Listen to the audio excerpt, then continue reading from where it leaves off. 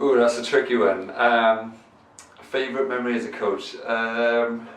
It's a tough one because, like, for me, what I love about coaching is the people that I'm really lucky and fortunate to work with and kind of meet and kind of really get to know from all aspects, whether it be as a personal, like from a personal perspective, getting to know them as a person, knowing their families, their friends, their loved ones, and kind of really diving into why they want to do what they want to do. You know, they've come to me, they've got this crazy idea, they kind of believe it, but they kind of don't at the same time. They think it could be a possibility, and they're kind of really willing to take that next step, but it's kind of quite often into the unknown, you know, and with that comes a sense of vulnerability, you know, and I've been there through my racing and the things that I do, and I try and push myself in that perspective all the time. So it's kind of meeting these people in the middle, getting to know them, just finding out what ticks, and it's that kind of real process that is real. It's kind of working with people, building human connection, and kind of the moment. There's several moments through that journey that I love. One is getting to know them right at the start, so that initial meeting. When they come to me, they tell me this dream, and you can see the vulnerability. They're kind of sussing me out and kind of wondering who I am as a person as well. And then that moment that I'm like, right, okay, let's kind of do this. Let's work together. Let's go from there. And the excitement, you know, and you can see like their brain and their mind is starting to create all these images that like it could be a possibility, you know, and they start getting excited about it. They kind of start really kind of building from that, and you can see their mind working, and it's brilliant, you know. It's kind of really nice to see. And then through their transitions as a kind of through their training, and you see some highs, you see some lows. You're there for them as a person. Sometimes you're there like when kind of life hits them, you know, because like if you're training for a long period with these people, and most of my clients are kind of a year plus, we're kind of working together, and you kind of see them through personal matters, you know, and kind of being there as a coach, but being there as a friend, and kind of seeing those things is really important to me, because I made a real conscious decision when I was starting coaching that I kind of want to make an impact on people.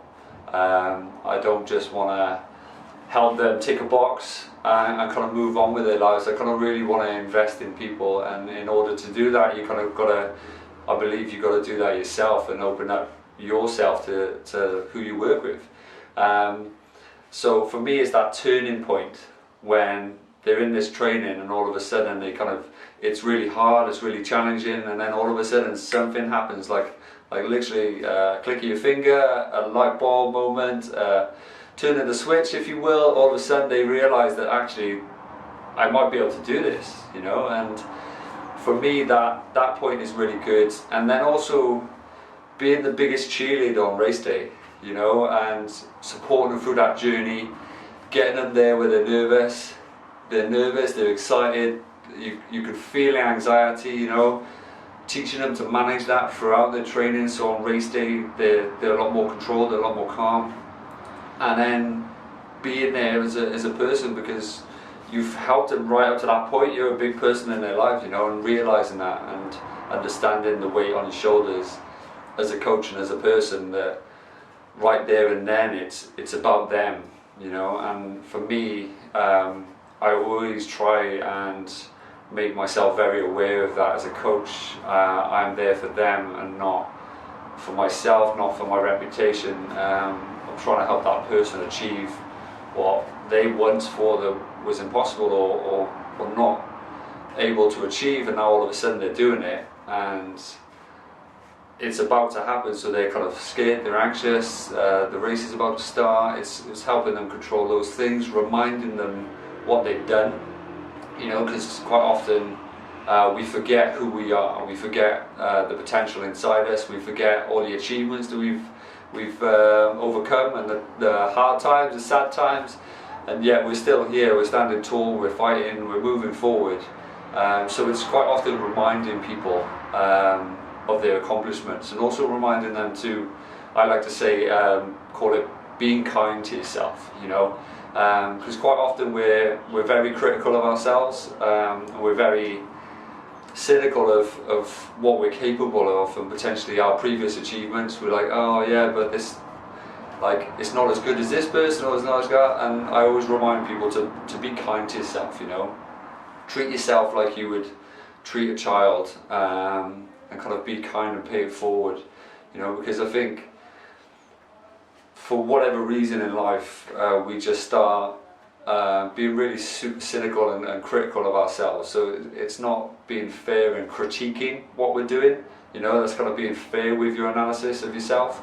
But the moment you start criticising, it's kind of unfair on yourself. So I at those points I remind people of their accomplishments, I remind them what they're capable of, you know, and then it's just literally guiding them through that process, and like I said, being the biggest cheerleader, so then when that time comes they can finish that race, they can finish that competition, they can stand proud on the stage, run across the finish line, whatever it is they're achieving, with the biggest smile on their face, and not only have they achieved their goal, but they're now a better and stronger person and more evolved person because of that process. So for me, it's the journey that is probably the best moment in my kind of career, if you will, and I'm fortunate enough to have that with a lot of people that I work with, and there's a lot of moments in there as well. So I'm truly grateful for what I do, and I love doing what I do.